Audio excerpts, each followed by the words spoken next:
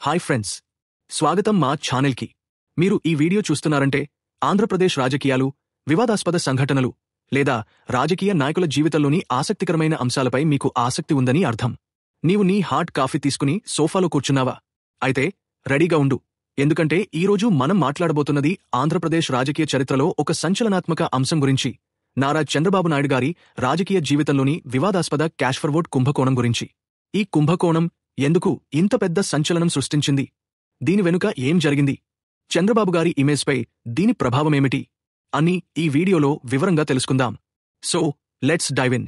మనం మాట్లాడబోతున్న ఈ స్టోరీ 2015 సంవత్సరంలో జరిగిన ఒక స్టింగ్ ఆపరేషన్తో మొదలవుతుంది. ఈ సంఘటన తెలుగు రాజకీయాలలో ఒక భూకంపంలా సంచలనం సృష్టించింది. అదే క్యాష్ ఫర్వర్డ్ స్కాండల్. ఈ స్కాండల్లో చంద్రబాబు గారి పేరు ఎలా వచ్చింది? ఆడియో టేప్లో మనవాళ్లతో మాట్లాడే అనే మాటలు ఎవరు చెప్పారు? ఈ ఆరోపణల వెనుక నిజమేమిటి అన్నీ ఒక్కొక్కటిగా చూద్దాం. నారా చంద్రబాబు నాయుడు ఒక పరిచయం. మనం కథలోకి వెళ్లే ముందు నారా చంద్రబాబు నాయుడు గారి గురించి కొంచెం తెలుసుకుందాం. చంద్రబాబు గారు ఆంధ్రప్రదేశ్ రాజకీయాలలో ఒక దిగ్గజ నాయకుడు. తెలుగుదేశం పార్టీ అధ్యక్షుడిగా, ఆంధ్రప్రదేశ్ ముఖ్యమంత్రిగా ఆయన రాజకీయ జీవితం అనేక ఒడిదొడుకులతో నిండి ఉంది. ఆయన రాజకీయ జీవితం 1980లలో మొదలైంది. అప్పటినుంచి ఆయన రాష్ట్ర రాజకీయాలలో కీలక పాత్ర పోషిస్తున్నారు. చంద్రబాబు గారు తన రాజకీయ జీవితంలో ఎన్నో విజయాలు సాధించారు. హైదరాబాద్ని ఐటీ హబ్గా మార్చడం, ఆంధ్రప్రదేశ్లో అనేక అభివృద్ధి ప్రాజెక్టులు తీసుకురావడం వంటి ఘనతలు ఆయన సొంతం. కాని ఆయన రాజకీయ జీవితంలో వివాదాలు కూడా తక్కువేమీ కాదు. అందులో ఒకటే ఈ క్యాష్ ఫర్వర్డ్ కుంభకోణం. ఈ సంఘటన చంద్రబాబు గారి రాజకీయ ఇమేజ్పై ఎలాంటి ప్రభావం చూపిందో ఇప్పుడు చూద్దాం. క్యాష్ ఫర్వర్డ్ కుంభకోణం నేపథ్యం 2015 సంవత్సరం. ఆంధ్రప్రదేశ్, తెలంగాణ రాష్ట్రాలు విడిపోయి ఒక సంవత్సరం కూడా కాలేదు. రెండు రాష్ట్రాల రాజకీయాలు ఇంకా స్థిరంగా లేవు. ఈ సమయంలో తెలంగాణ ఎమ్మెల్సీ ఎన్నికలు జరుగుతున్నాయి. ఈ ఎన్నికలలో తెలుగుదేశం పార్టీ తమ అభ్యర్థులను గెలిపించుకోవడానికి అనేక వ్యూహాలు రచిస్తోంది. అయితే ఈ ఎన్నికల సమయంలో ఒక సంచలనాత్మక సంఘటన బయటపడింది. అదే క్యాష్ ఫర్వర్డ్ స్కాండల్. ఈ కుంభకోణం ఒక స్టింగ్ ఆపరేషన్ ద్వారా బయటపడింది. ఒక ఎమ్మెల్యే, నామినేటెడ్ ఎమ్మెల్యే ఎల్విస్ స్టీఫెన్సన్ని తెలుగుదేశం పార్టీ నాయకులు లంచమిచ్చి కొనుగోలు చేయడానికి ప్రయత్నించారని ఆరోపణలు వచ్చాయి. ఈ స్టింగ్ ఆపరేషన్లో టీడీపీ నాయకులు ఎల్విస్ స్టీఫెన్సన్కి డబ్బులు ఆఫర్ చేస్తున్న దృశ్యాలు రికార్డ్ అయ్యాయి. ఈ వీడియో బయటకు రాగానే రాజకీయ వర్గాల్లో సంచలనం సృష్టించింది. అయితే ఈ స్టింగ్ ఆపరేషన్లో అసలు ట్విస్ట్ ఏమిటంటే ఒక ఆడియో టేప్. ఈ ఆడియో టేప్లో చంద్రబాబు గారి వాయిస్ ఉందని ఆరోపణలు వచ్చాయి. ఆ టేప్లో మనవాళ్లతో మాట్లాడే అనే మాటలు ఉన్నాయని, అది చంద్రబాబు గారి వాయిస్ అని చెప్పబడింది. ఈ ఆడియో టేప్ బయటకు రాగానే రాజకీయ వర్గాల్లో ఒక్కసారిగా గందరగోళం మొదలైంది. ఆడియో టేప్ వివాదం. ఈ ఆడియో టేప్ గురించి మాట్లాడుకుంటే ఇది క్యాష్ ఫర్వర్డ్ కుంభకోణంలో అతి ముఖ్యమైన భాగం. ఈ టేప్లో చంద్రబాబు గారు ఎల్విస్ స్టీఫెన్సన్తో ఫోన్లో మాట్లాడినట్లు ఆరోపణలు వచ్చాయి. ఆ టేప్లోని సంభాషణ రాజకీయ లావాదేవీల గురించి ఉందని, చంద్రబాబు గారు ఈ లంచం ఇవ్వడంలో ప్రత్యక్షంగా లేదా పరోక్షంగా భాగమున్నారని ఆరోపించబడింది. అయితే ఈ ఆడియో టేప్ నిజమేనదా? అది చంద్రబాబు గారి వాయిస్నా? ఈ ప్రశ్నలు రాజకీయ వర్గాల్లో, మీడియాలో, ప్రజల్లో తీవ్ర చర్చకు దారితీశాయి. టీడీపీ వర్గాలు ఈ ఆడియో టేప్ ఫేక్ అని, ఇది రాజకీయ కుట్రలో భాగంగా సృష్టించబడిందని వాదించాయి. మరోవైపు విపక్ష పార్టీలు, ముఖ్యంగా తెలంగాణ రాష్ట్ర సమితి టీఆర్ఎస్, ఈ టేప్ నిజమేనదని, చంద్రబాబు గారు ఈ కుంభకోణంలో నేరుగా ఇన్వాల్వ్ అయ్యారని ఆరోపించాయి. ఈ ఆడియో టేప్ గురించి ఫోరెన్సిక్ రిపోర్టులు కూడా వచ్చాయి. కాని ఈ రిపోర్టులు కూడా వివాదాస్పదంగానే మిగిలాయి. కొన్ని రిపోర్టులు ఈ టేప్ నిజమేనదని చెప్పగా, మరికొన్ని రిపోర్టులు దాన్ని ఫేక్గా ప్రకటించాయి.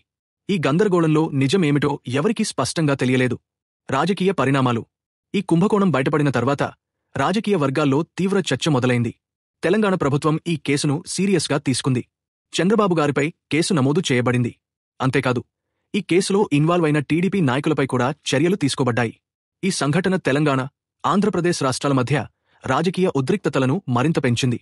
ఈ కుంభకోణం చంద్రబాబు గారి రాజకీయ ఇమేజ్పై తీవ్ర ప్రభావం చూపింది. ఆయనను ఒక విజనరీ లీడర్గా చూసేవారు కూడా ఈ ఆరోపణలతో కొంత సందేహంలో పడ్డారు. విపక్ష పార్టీలు ఈ సంఘటనను రాజకీయంగా క్యాష్ చేసుకోవడానికి ప్రయత్నించాయి. మీడియాలో ఈ కుంభకోణం గురించి విస్తృతంగా చర్చ జరిగింది. ప్రజల్లో కూడా ఈ సంఘటన గురించి రకరకాల అభిప్రాయాలు ఏర్పడ్డాయి. అయితే చంద్రబాబు గారు ఈ ఆరోపణలను తీవ్రంగా ఖండించారు. ఈ కుంభకోణం తనను రాజకీయంగా దెబ్బతీయడానికి ప్రత్యర్థులు రచించిన కుట్ర అని ఆయన వాదించారు. టీడీపీ వర్గాలు కూడా ఈ వాదనను సమర్థించాయి. కాని ఈ వివాదం చంద్రబాబు గారి రాజకీయ జీవితంలో ఒక చీకటి మచ్చగా మిగిలిపోయింది. చట్టపరమైన పోరాటం. ఈ కుంభకోణం తర్వాత చట్టపరమైన పోరాటం మొదలైంది. చంద్రబాబు గారిపై కేసు నమోదైనప్పటికీ ఈ కేసు చట్టపరమైన గందరగోళంలో చిక్కుకుంది. ఆడియో టేప్ ఆధారంగా చంద్రబాబు గారిని నేరస్థుడిగా నిర్ధారించడం సాధ్యం కాలేదు. కోర్టులో ఈ కేసు సంవత్సరాల పాటు కొనసాగింది.